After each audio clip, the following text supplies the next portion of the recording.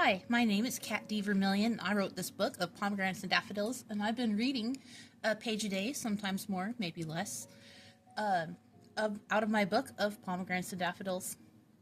You can use the QR code and find me on my Linktree, and it'll take you right to any of the books that I've ever written. So now we're on Chapter 2, Page 2.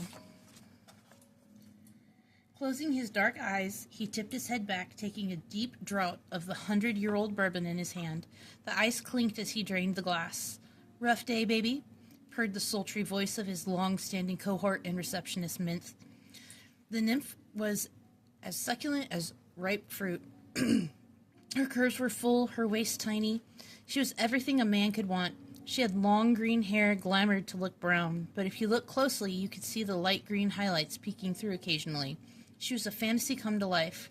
They'd had an on-again, off-again relationship throughout the years.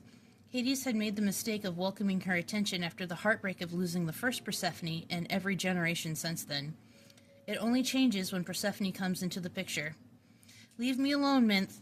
I don't need you hovering tonight," he snaps at the nymph. Her large gray eyes widen in shock at his tone, before they narrow with understanding. After all, wasn't it the same old song and dance? Every 50 to 100 years, give or take, they all get sucked into the same reoccurring nightmare for the last uncountable eons.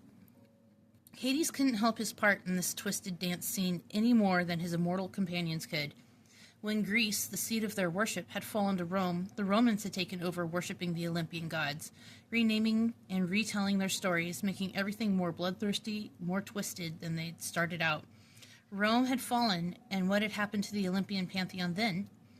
They'd been strong once, bloated on the power of their worshippers had given them. None of them could simply shrivel up and blow away as if they'd never existed, as if an Olympic god could be only so much dust in the wind.